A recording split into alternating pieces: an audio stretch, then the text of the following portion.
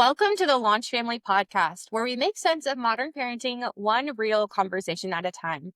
I'm your host, Jessica Shelley, a mom of 6, former teacher, and your trusted friend helping you cut through the noise of today's parenting overload. If you've ever felt like you lost yourself in motherhood or wanted help navigating difficult topics like peer pressure, identity, or even homeschooling options, you're not alone. Today's guest gets it. I'm thrilled to welcome Kristina Campos. Kristina is a former educator turned parenting coach and founder of the Impactful Parent. She's taught every grade level from preschool to high school, raised 4 children, and built a platform that speaks honestly about the messy, complex, and beautiful parts of parenting. From gentle discipline to adolescent mental health, Kristina opens up the conversations many parents are afraid to start. So, Kristina, welcome to the show. Thank you so much for having me. I appreciate it.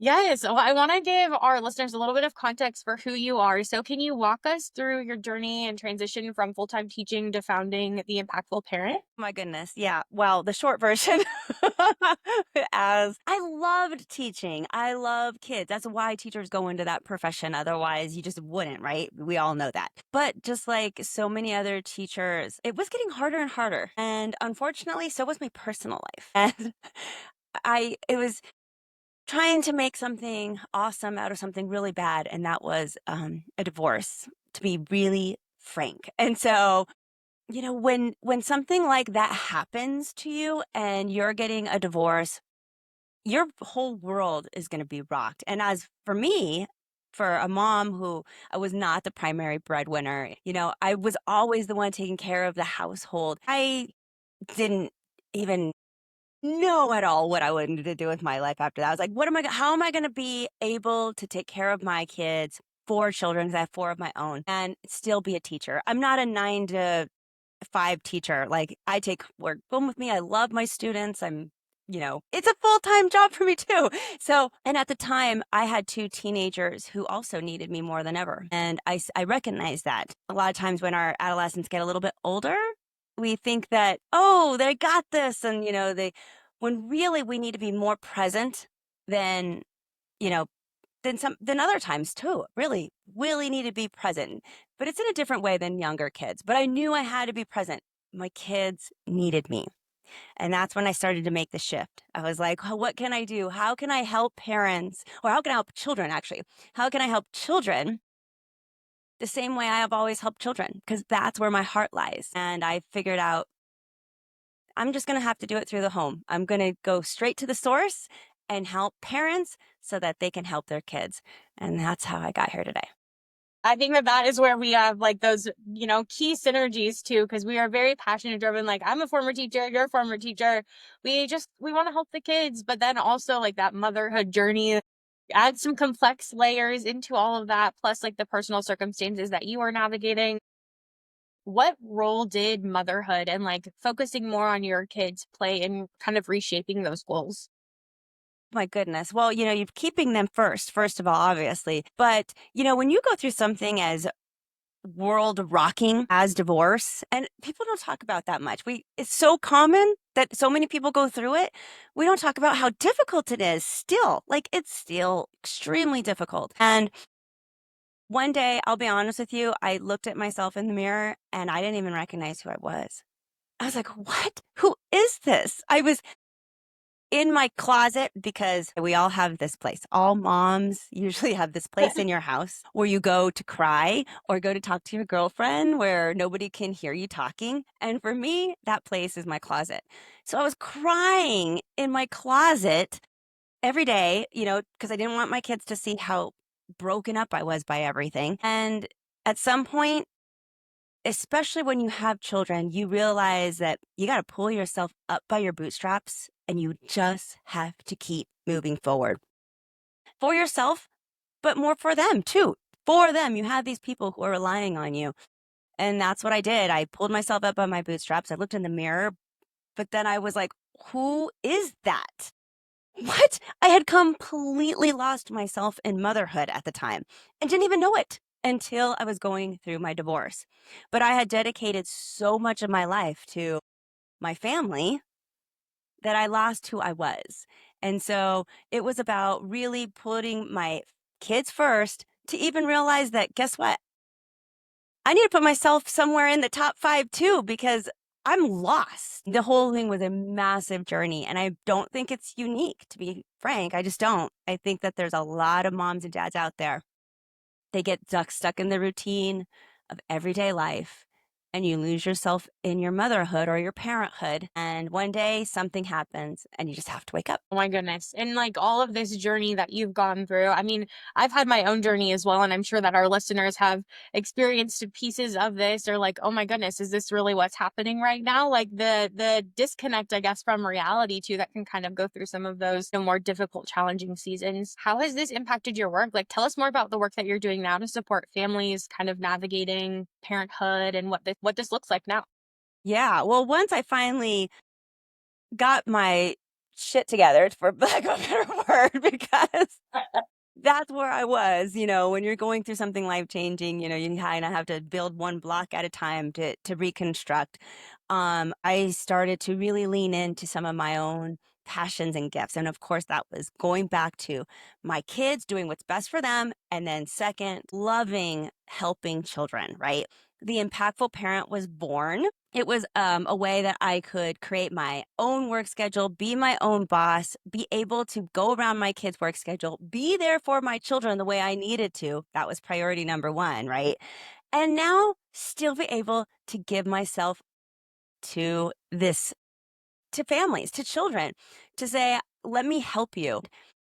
I did a lot of different things in the beginning. I did some coaching, I did some online classes, things like that. But where I am today is I found that for me personally as a parent, the times that I really needed to talk to somebody the most, the times I really needed to get information was always in the middle of the night when I couldn't sleep. That is 100%. it. Yes, that's when you need help. Not in the office hours in the middle of the day. You need it in the middle of the night. And so I shifted my business model and I created the Impactful Parent app. And it's an app. And all it is a ton of information. Like 200 videos and like lessons about different things that I saw so many parents going through, including myself. So the whole thing is not only about expertise and getting that information you need, it's also how did I do it personally? If I went through it, I'm telling parents this is what I did and this is how the outcome went, and I'm hoping that there'll be people out there who can take a look at those lessons and grab whatever they need from it, apply it to their own life and help their own children and help themselves. So that's where we're at now. I mean, I still do coaching and I still do online classes, but the Impactful Parent app is kind of my baby now. Yeah. Yeah. I love that you bring that up too of like, it's the 2 a.m., right? Like if it's only 9 to 5 business hours, schedule and make an appointment. It's like, okay, well, I have kids that are awake and during the day, like, especially if we homeschool or you have little ones, like, how do we actually access information during the day if our mind is somewhere else with our kids? So through the Impactful Parent, what are some of those big topics or like, the classes or the coaching? Like, what are some of those things that parents are often kind of seeking support with? Oh my goodness, everything and all of it and in between. I mean, because that's how parenting is, because you think you got it down and your first kid is so much easier most of the time. Not always. Mine actually wasn't. But for most people, nature tricks you because that first one is awesome and amazing. And then you have another one. And the second one is completely different than the first. But that's it, right? All four of my children are absolutely different. They absolutely challenging me in different ways. So truly these topics are all over the place, from how do I discipline? How to get my child to stop yelling at me? How do I get my child to stop procrastinating? What do I do if the school wrongly accused my child? What do I do about bullying? I mean, we're talking about everything. And I'm constantly every week adding more and more content because there's always things to talk about in parenting, even if it's even just a different point of view. Because how I see it is that we're all just trying to do our best. And it's kind of like, I hate to say it, taking spaghetti and throwing it at the wall sometimes. Like what works for one kid does not necessarily work for your second child or your third or your fourth or your fifth or sixth, as in your case too. So, it doesn't always work like that. So you are doing trial and error. And the more information, the more things that work for other people, the more good techniques we can understand, the more psychology behind it all, then you can figure out what's going to work for your kid and then apply it. And again, that kid can change from inside the family. So just everything, so much stuff. If there is a topic that you're having difficulty with it, I would bet that it's inside the app. I've done that. I mean, I love that perspective too of like, even if you have multiple children, right? Like it's the right tool for the right kid. You have to match tool strategy to the child. But then also like there's this thing that's called like child development, right? Where it's like, oh yeah, I got it figured out when they're 4. Well, now they're aging into 5, 6, adolescence, like it's what might work for them in a season may not work for them forever. And so you're kind of constantly trying different things, seeing what sticks, what works. And Jessica, it will not work forever. Whatever technique, it will not work forever. And that's the thing. Like so many parents, as I focus a lot more on teenagers and adolescent years, what worked when they were little is not going to work when they're older because they are changing. They are growing. That kid is not going to be the same. And our parenting has to change. We go from really having all the control and telling our kids what to do and teaching we can't teach them anymore when they turn a certain age. Now they want to do it themselves. And now it's more about guiding and setting up bumper rails for them so that they don't fall too hard. But it definitely changes. I mean, okay, so when we talk about like parenting topics and things, like there's no shortage of all of the things that parents have to navigate in a day. There are some ones that can be a little polarizing. And so how do you kind of help families guide, where they're seeking opinions or where they're seeking resources, especially in this kind of digital age? There's so much out there. How do you know if something is going to be a right fit or that I should maybe even like try it with my kids before, actually taking the action? Yeah, that's a great question because I think a lot of parents fear doing something wrong, right? And so you're like, oh, I don't want to get bad advice and then try that and make the situation worse because you're already in a bad place if you're looking for help. You don't want things to get any worse. But I will say that, it's hard to decipher. And that's where you have to look at your resources and you really need to trust your gut in a lot of it and know that you know your kid. You are the expert on your kid as much as anybody else. The only other person that's more of an expert than you is the kid itself. So, you know, it is, you have to get beyond this fear. And parenting is so much full of fear. I just want to acknowledge that it's so full of fear. But we can't parent from fear. And I do talk about this. Actually, I have a whole video inside the app about it. Parenting from fear or parenting from love. They feel really, really different. And when parents are having a lot of trouble, they tend to get really scared and parent from fear. And you have to trust that gut, take that leap of faith, check all your resources, and know that you are going to have to give yourself some grace when you mess up a little bit. And sometimes you do have to take a step back before you can take two forward. And understanding that big picture, it's not easy, but that would be how I'd answer your question. Because when you parent from fear, it feels restrictive and you're holding on and you're like, I don't want you to go there. And I can't have you go there because, there's a party and they're going to be drinking and I don't know what you're going to do. And you're parenting from fear. So it's very tight feeling. When you parent from love, it's a much more expansive feeling.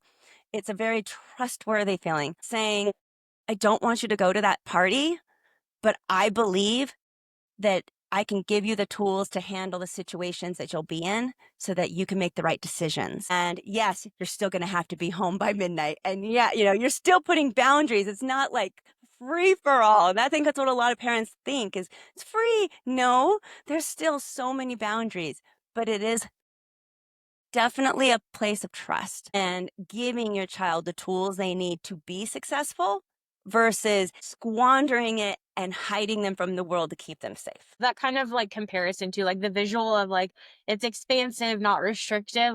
I can definitely see that. I mean, my oldest is only 9, but he likes to play outside with his friends in the neighborhood. And the fear part of me is oh my gosh, well, we live on a loop. So there's not a lot of traffic. There's not nothing crazy, but I'm oh my gosh, well, what if he gets hit by a car? He wants us to not be outside with him because it's not cool to have mom and dad supervising him at 9 years old. And, I think that is that place of fear. What if something happens and I can't catch it? What if there's a car that comes through? What if he falls off his bike? What if there's an emergency? It's okay, he's He's right outside the door. Like he's got friends that could come get us if something happens. His brother's out there with him too. Like, so I love that visual of like if I'm feeling tight as a parent who's maybe listening into and kind of understanding how this fits into their life and routine, if they're not at the adolescent stage yet, of course, too, where there may be more of those opportunities to kind of see that. But if there's tightness, then maybe it's like, okay, take a deep breath. What is like the reality of what's happening right now too? And I know That's we've it. and on a couple other podcast episodes, like the probability versus the possibility of things happening when it comes to safety. So I really appreciate this kind of visual too that you provided with us today. I want to talk a little bit more about some of like these specific developmental stages. So for the school-aged kiddos, do you have any strategies for how they can maybe reconnect with their kids? Like if they haven't had a really close relationship, what are some ways or things that they could do to kind of help formulate that relationship moving forward into adolescence? Well, I think a lot of it is changing our role as parent. It's going back to that when our adolescents become more independent, they will push us away, right? And we want to hold on because we're trying to keep them safe. We want to keep this relationship, but the holding on actually pushes them more away because there's something inside them. Literally, nature tells this kid that they are better off running into the wilderness to find, than to stay with their family unit. That's what's literally going on, this instinctual thing inside them. So the harder we hold on, we're not letting them grow. We're not letting them be that expansive self to discover who they are so they could become an adult.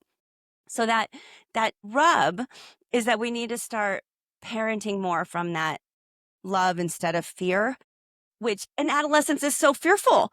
Like there's so many bad things that can happen and the stakes are so much higher.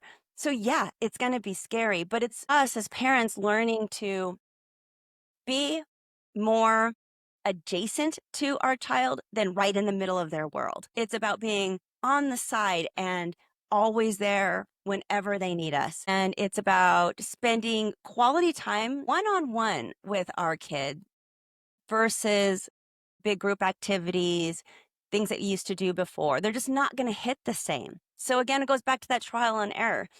What can we do as parents to keep that connection that's not invasive?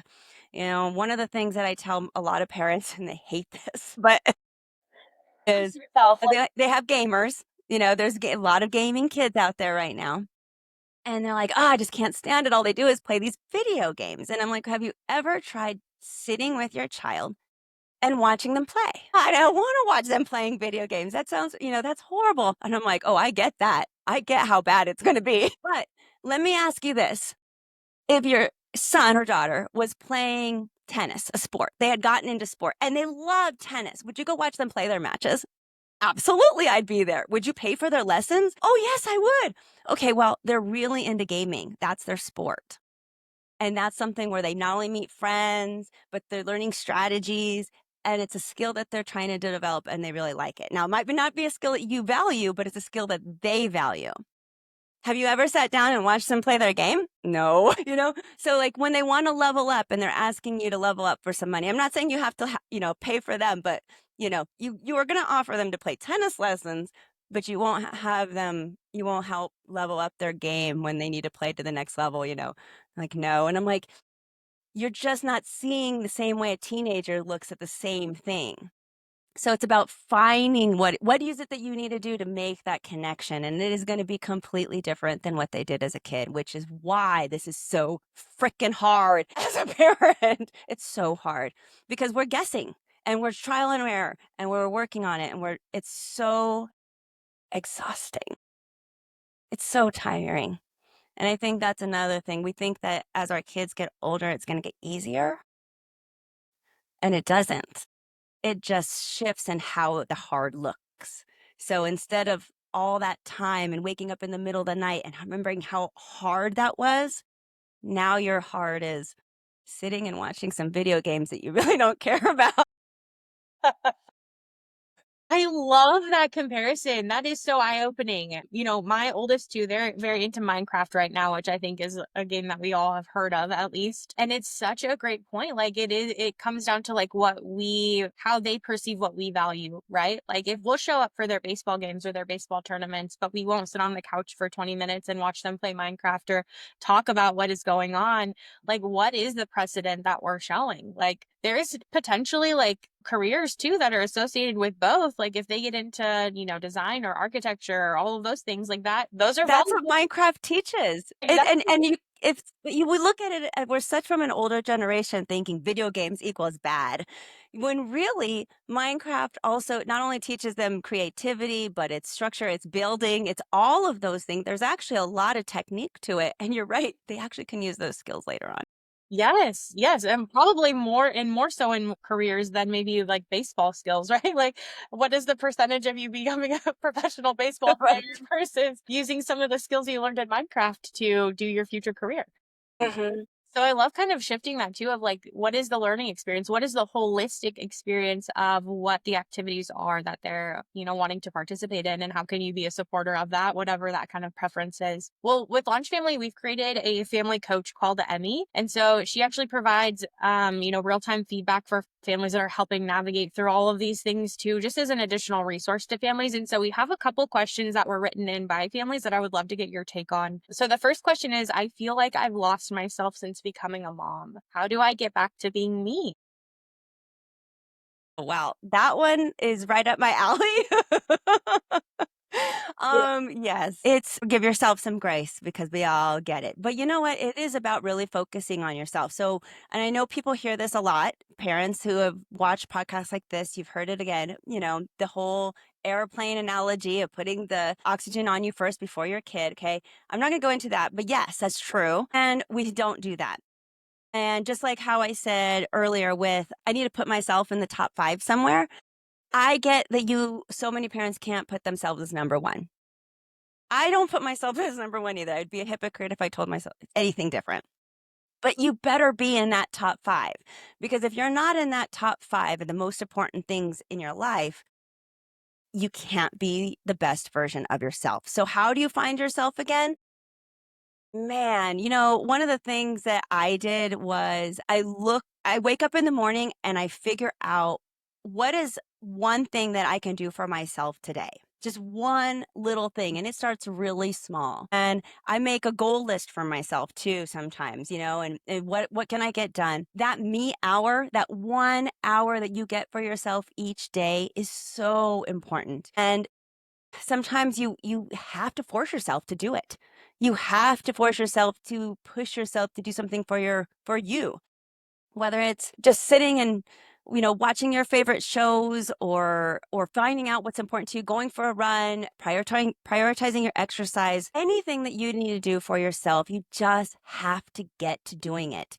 One of the things that I noticed that a lot of parents do that they don't realize it's affecting them is how they dress. And we get into this thrumpy phase when we become mothers because it's exhausting to get dressed up. So we wear sweats and or yoga pants or whatever. But if we wear yoga pants every single day and and we're thrumpy, like I'm just going to say thrumpy, if you're kind of thrumpy every single day, then you begin to feel thrumpy. Mm. To take that time to let yourself do your hair, do your makeup, just dress nicer. Even one day a week, you'll notice that one day, even though it's such a pain in the butt to spend that extra time on yourself and it's so hard to do, the whole rest of your day will have a different perspective. Suddenly, you just walk a little bit taller and you notice things a little bit more. It's about changing your mindset. It really is about prioritizing yourself. And I would say more than anything, pay attention to these small things that you might be doing that's actually creating more of that spiral. Like how are you dressing every day? That could be making things a little bit worse.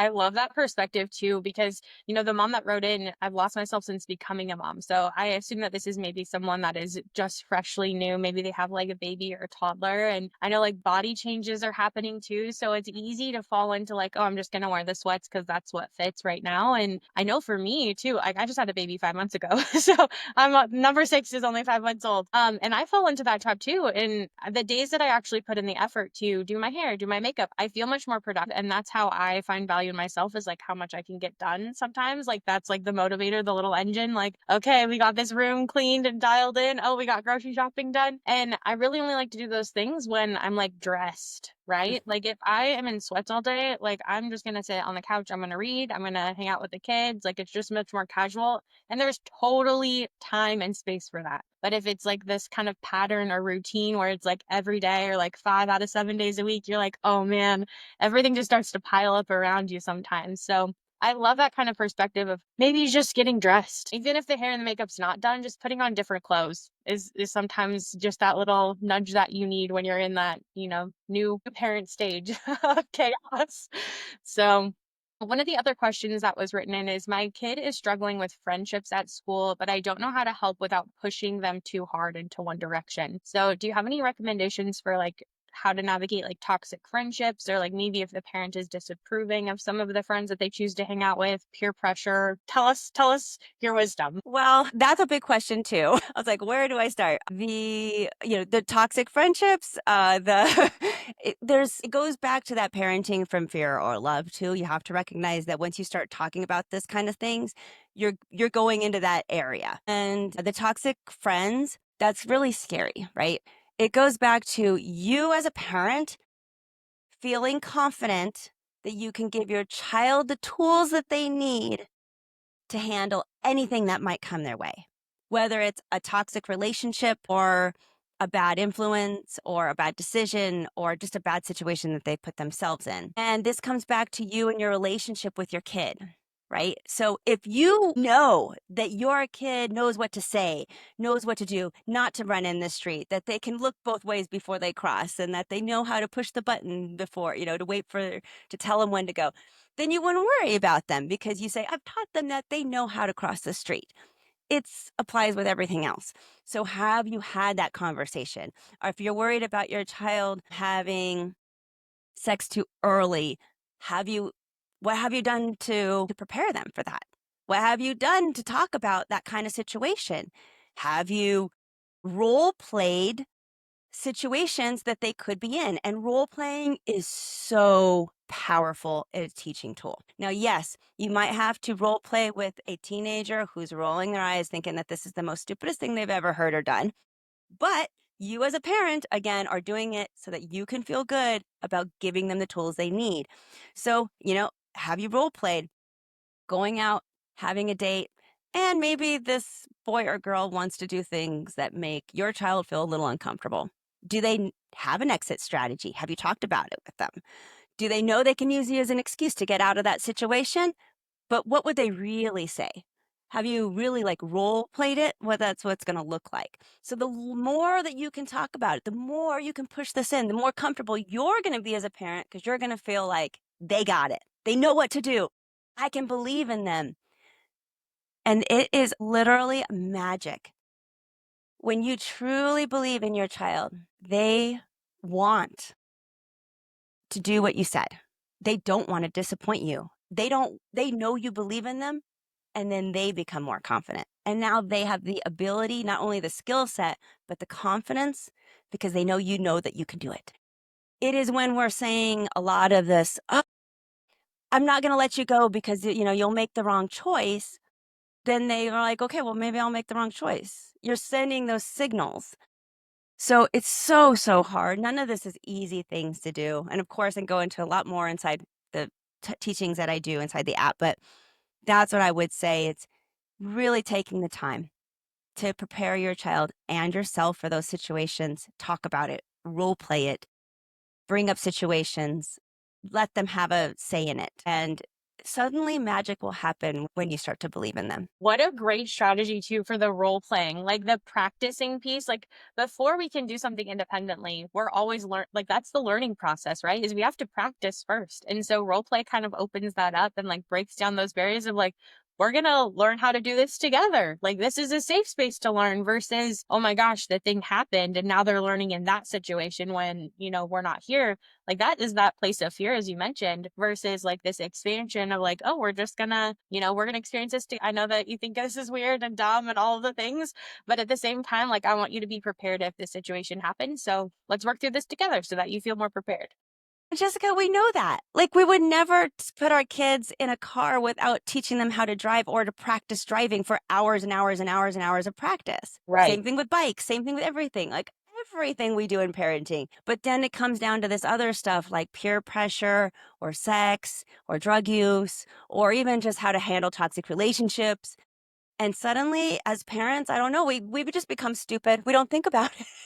We're like, role play those. And I look back at my own upbringing where we were just kind of pushed out the door to figure it out for ourselves. And what did we do? We did figure it out for ourselves, and some of us made it, and some of us didn't. And it's like, okay, but had our parents helped us through that, how would we have done? And that's where I'm like, ding, ding, ding. Come on, you guys, you can do this. We can get somewhere in between the middle, be a little bit more supportive than maybe our parents were. But we also don't need to shelter them and be so afraid that we're stifling their growth. Yeah. And I think that that's how teaching is too. Like we're both teachers. It's like we practice. Like I think in my mind now, I'm like, okay, yeah, we're just going to practice everything. Like we're going to have these dialogues, these conversations, because if you're in a situation like that, I mean, at least you have the skills to kind of pull from. And then whatever comes next, whatever the consequence is for whatever action you took, we can work through that part too. And I do reminders before my kids walk out the door. Like if they're going to go out, and I'll be like, hey, okay, so refresher, when are you going to be home? You know the rule, making sure they know their boundary, not telling them, but having them tell me, right? So when is curfew? All right. If you can't find a ride home, what are you going to do? Okay. If you get into a situation you don't like, what are you going to do real quick? I'm going to call you, blah, blah, blah. All right. And if I don't answer, who else can you call? So I'm asking them real quick, rapid fire before they walk out the door. And the last thing I say to my kids before they walk out the door is not only I love you, but you got this. I believe in you. Those words are so powerful. I believe in you before your kid walks out that door. It's the difference between them saying no or yes in a bad situation. Oh my gosh, I love and like that little connection point right before that transition. Well, Kristina, like any other like final thoughts or strategies or things that you want to share with the audience today, or you could talk more about like the support that you provide through the app or your services as well before we kind of close out the conversation.